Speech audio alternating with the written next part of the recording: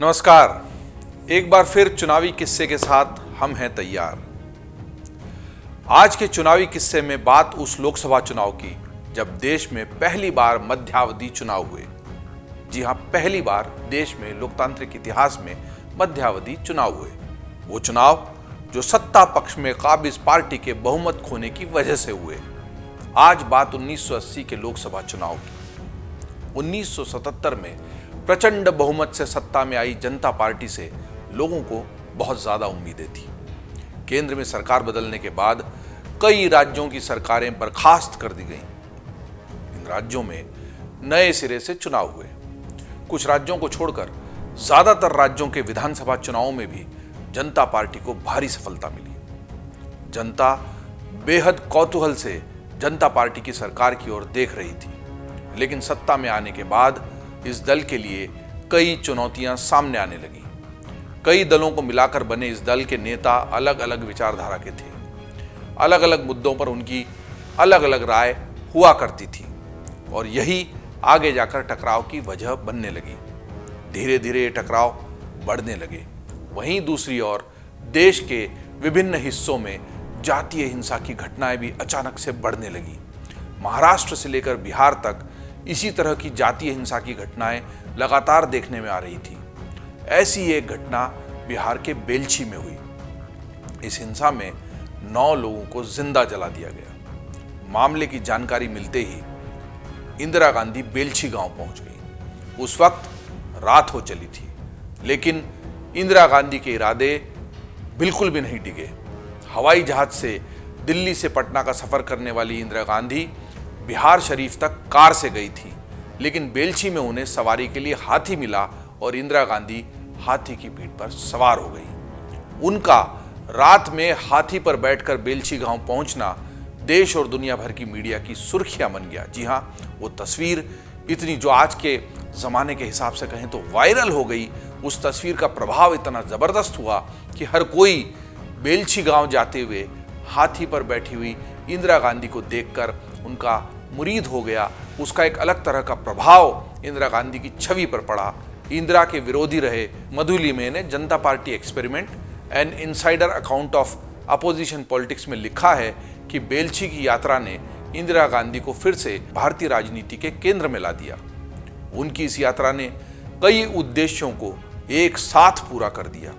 इसके साथ ही जनता सरकार के उस दावे को भी कमजोर किया कि वह गरीबों और हरिजनों की हितैषी है, बल्कि इंदिरा की यात्रा ने उनकी छवि को गरीब और हरिजन हितैषी बना दिया।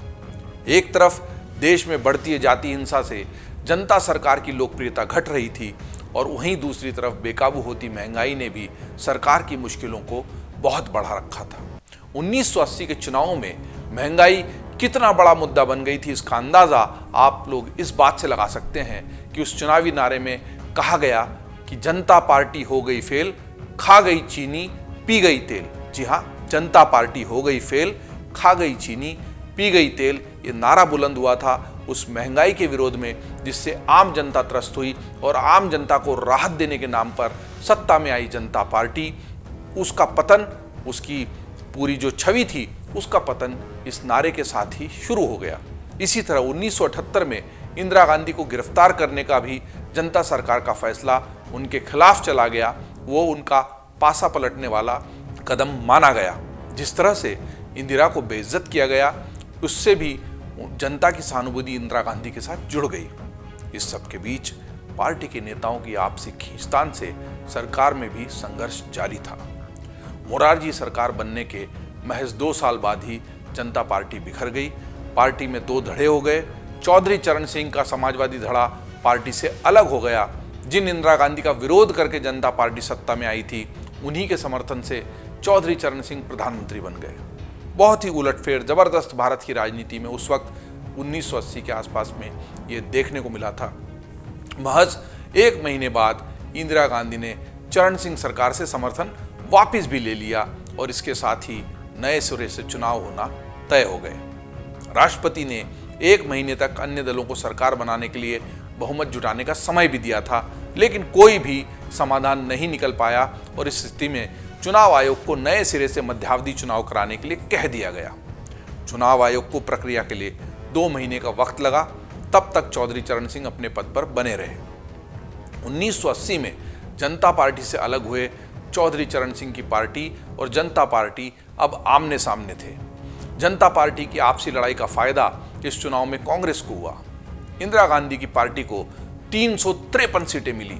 यहां 353 सीटें जो 1971 में कांग्रेस को मिली सफलता से भी कहीं ज्यादा थी।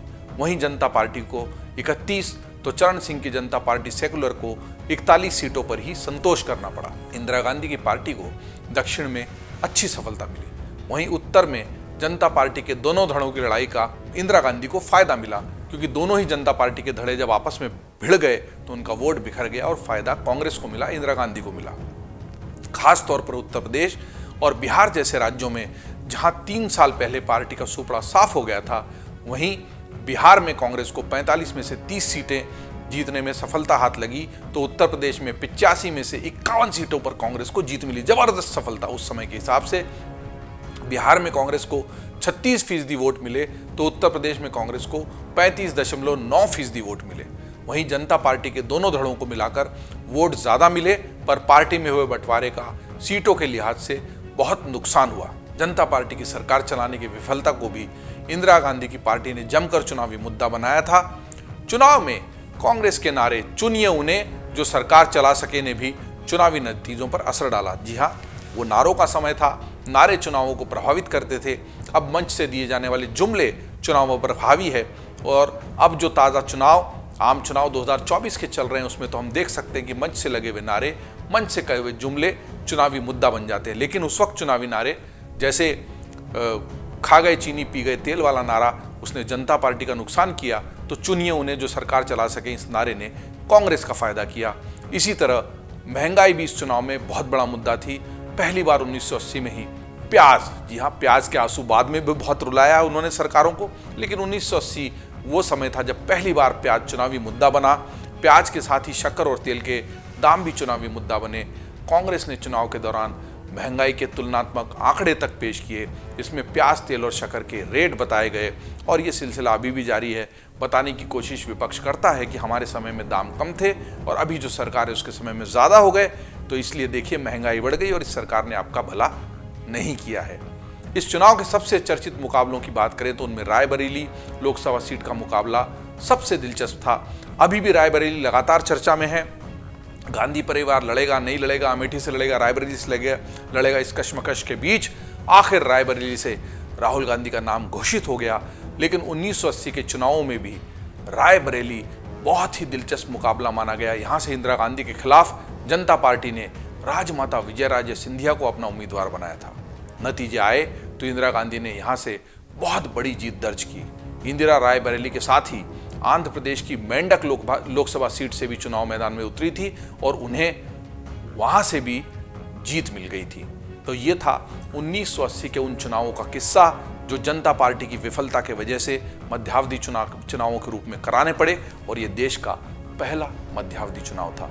इसके बाद गठबंधन सरकारों के दौर में लगातार ही देश को मध्यावधि चुनाव देखने पड़े, लेकिन अब एक लंबे अरसे से बहुमत वाली सरकारें आ रही हैं। चाहे यूपीए की सरकार थी तो उसमें भी गठबंधन था, लेकिन सरकार लंबी चली, और उसके बाद अब एनडीए की सरकार ने 2 कार्यकाल तो पूरे कर लिए हैं, तीसरे कार्यकाल के लिए चुनावों का दौर जारी है, और उसी के साथ दौर जारी है चुनावी किस्सों का।